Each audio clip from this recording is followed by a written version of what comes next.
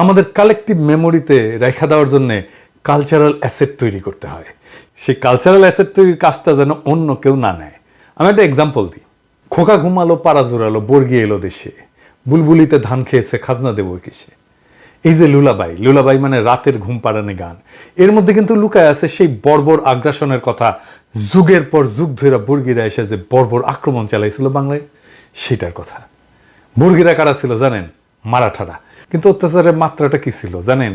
আমি নিশ্চিত জানেন না। আগে তো ইতিহাস লেখা হইতো না, মানুষ গানে কবিতায় সেসব লিখে যেত। এটাই কালেকটিভ মেমোরিতে সেই সমস্ত ইতিহাস লিখে যাওয়া, এবং এটা লিখে গেলেই এটা যুগ যুগ ধরে শতাব্দীর পর শতাব্দী ধরে চলে। এক বাঙালি কবি এই বর্গির হামলা নিয়ে লিখছিল, গঙ্গারাম, ধর্মে হিন্দু, সেটা কবিতা লিখছিল সেই সময়, ওই সময়ের ভাষায়। শুনাই তাইলে, শুনলে হয়তো ভালো লাগবে না, আমারও শোনাইতে ভালো লাগবে না, কিন্তু আমাদের যুগ যুগ সঞ্চিত বেদনার উৎস কিভাবে গানে কবিতায় আমরা লিখে রাখছিলাম সেটা আমাদের জানা দরকার।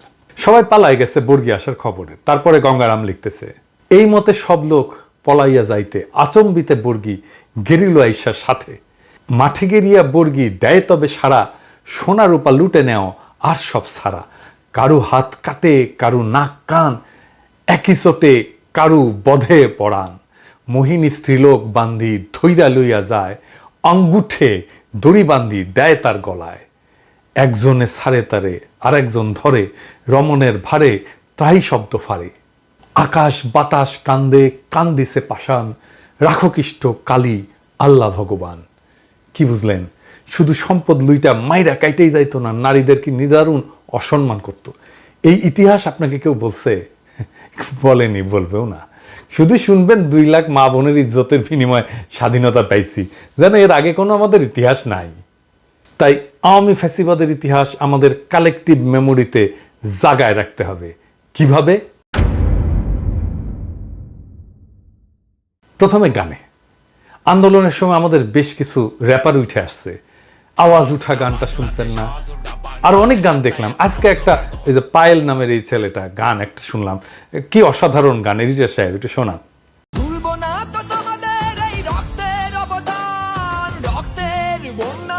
ভেসে গেল অন্যায়, সোনার বাংলা সোনার ছেলে রয়েছে এদেশে, বাংলায় আমার বাংলা তোমার বাংলাই গাই গান। কবিতা লিখতে হবে, লুলাভাই লিখতে হবে, মানে ঘুম পাড়ানি গান লিখতে হবে, ছড়া লিখতে হবে, নাটক লিখতে হবে, ছবি আঁকতে হবে। আমরা এই লড়াইয়ে এক মহান শিল্পীকে পাইছি, দেবাশিস। তার পোস্টার হাতে হাতে ঘুরছে সারা দুনিয়ায়, কি অক্লান্তভাবে ছেলেটা কাজ করে গেছে। আমাদের রেসপেক্ট। এই লড়াইকে ফিলোসফাইজ করতে হবে, মানে দার্শনিকীকরণ করতে হবে। এই লড়াইয়ের পিছনের দর্শন বের করে আনতে হবে। এই কাজে সিনিয়রদের মধ্যে আছেন ফরহাদ মজার, আছেন সলিমুল্লাহ খান, আছেন ইয়াংদের মধ্যে আছেন পারভেজ আলম, রকমনু, রিফাত হাসান, মুরাদুল ইসলাম, তুহিন খান, আরো অনেকে নিশ্চয়ই আছেন। আমি যাদের লেখা নিয়মিত পড়ি তাদের কথা বললাম। ওনাদের দায়িত্ব নিতে হবে। আমরা এই একটা জায়গায় দারুণ শক্তিশালী, আমি কনফিডেন্ট ওনারা ওনাদের দায়িত্ব পালন করবেন বাংলায় এবং ইংরেজিতে। আমাদের সাহিত্য লাগবে, এই জায়গায় আমরা দুর্বল। কিন্তু আপনাদের কিভাবে বলি যে আমার কিঞ্চিত দক্ষতা আছে সাহিত্যে, গ্লোবাল ন্যারেটিভ তৈরির এই কাজটা আমি কিছুটা করে দিতে পারবো। আমার আগামী বইটা বের হইলে দেখবেন এই কাজ আমি আধা করে রাখছি, বাকি কাজটা করে দিতে পারবো। আমাদের মিউজিয়াম লাগবে। আমার সাজেশন, ধ্বংস করে দেওয়া গণভবন হোক সেই জায়গা যেখানে বিস্তৃত জায়গা জুড়ে আওয়ামী ফ্যাসিবাদের নানা কাল, তার নিপীড়ন নির্যাতনের ডকুমেন্টেশন থাকবে। ওইখানে মানুষ ঘুরে ঘুরে ঘুরে ঘুরে দেখবে। আয়না ঘরকে অবিকৃত রেখে সেটাকে আমরা মিউজিয়াম বানাবো।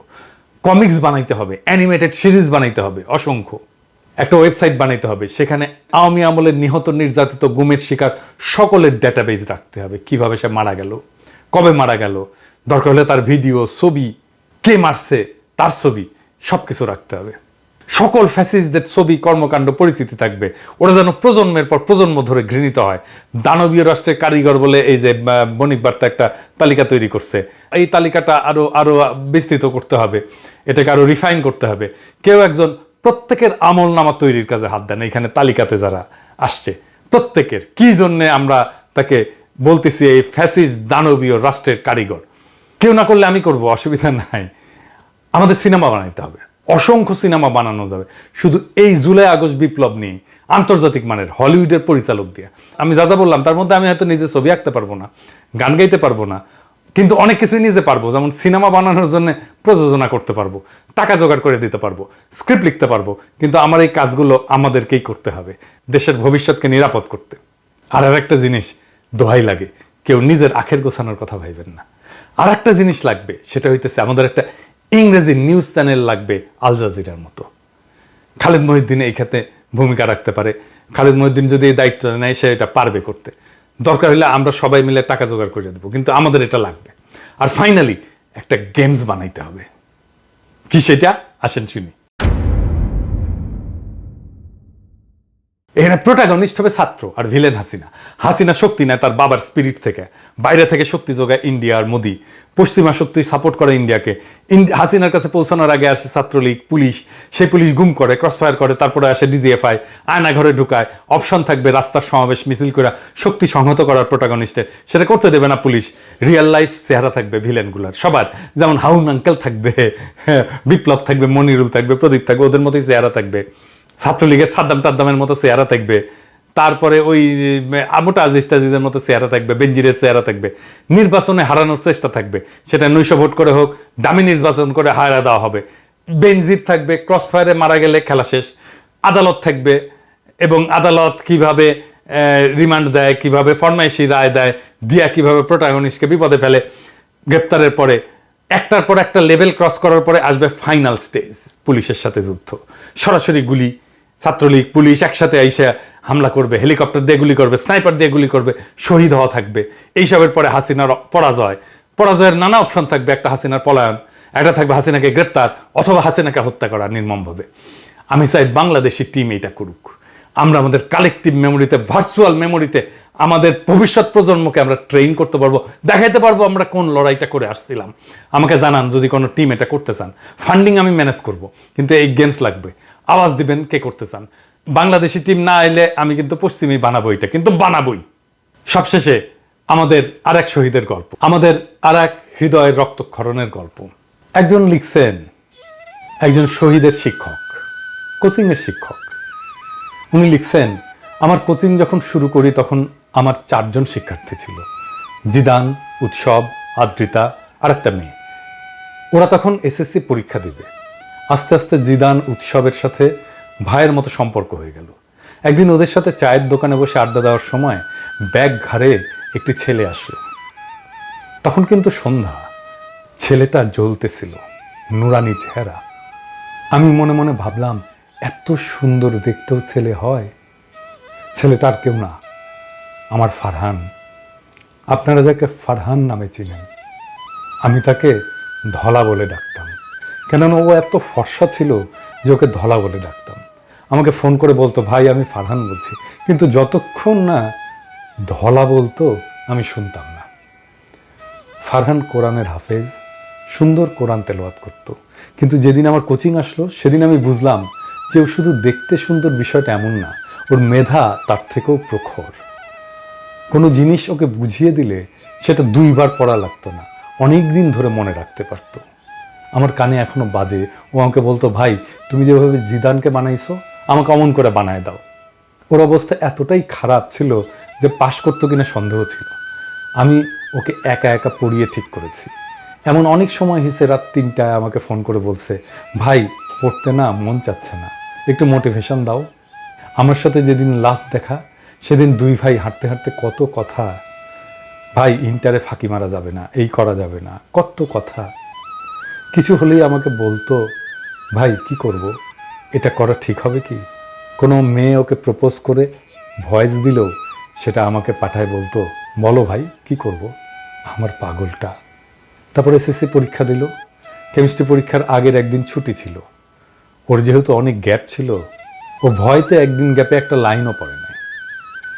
এবার আসছে আমার কাছে পরীক্ষার আগের দিন। ওই দিন আমি এবং ফারহান, জিদান এদের নিয়ে রাত 11টা পর্যন্ত কোচিংয়ে পড়াইছি। এই দেখেন সেদিন রাতের ছবি।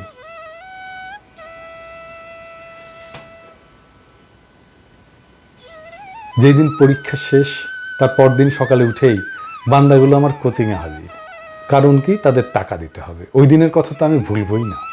ওই দিন যা করছে এবং আমার পঞ্চপাণ্ডবগুলা, আল্লাহ এখনো হাসি পায়। তারপর যেদিন রেজাল্ট দিবে তার আগের দিন রাত 12টা পর্যন্ত আমাকে কোচিংয়ে আটকায় রাখছে। কারণ কি? তার ভয় লাগতেছে সে কি প্লাস পাবে নাকি। আমার কোচিংয়ে সেই বিকাল থেকে এসে বসে আছে।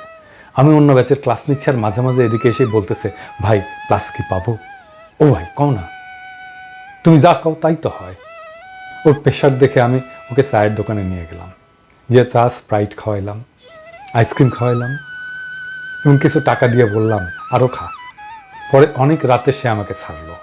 রেজাল্টের দিন সবাই আগে মা বাবাকে জানায়, আর ফারহান সবাই আমাকে ফোন করে জানিয়েছে। দুপুরে খুশির ঠেলায় আমাকে জড়ায় ধরে কি যে করলো আল্লাহ। তারপর বিকালে ওর খালাকে নিয়ে আসলো মিষ্টি খাওয়ানোর জন্য। ওই যে পাঞ্জাবি পরা ছবিটা ওই দিনের। এরপর শুরু হলো আসল যন্ত্রণা। ভাই আমার গ্যাপ পূরণ করে দাও, আমি এসএসসিতে যা করছি ইন্টারে তা করবো না। নটরডামে পরীক্ষার জন্য কিছুটা প্রিপারেশন নিল, পরে আবার সেই রেসিডেন্সিয়ালে ভর্তি হলো। ফারহানের ইচ্ছা ছিল দেশের বাইরে চলে যাওয়া, কিন্তু আমি ওকে বলছিলাম যে অন্তত ইন্টার দিয়ে অ্যাডমিশন নিয়ে যেন বিদেশে যায়।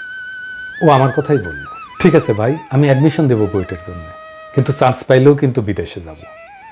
আমি আমার এই পঞ্চপাণ্ডবকে বলছিলাম যে ওদের মধ্যে কেউ বুয়েটে চান্স পেলে আমার R15 বাইক তার।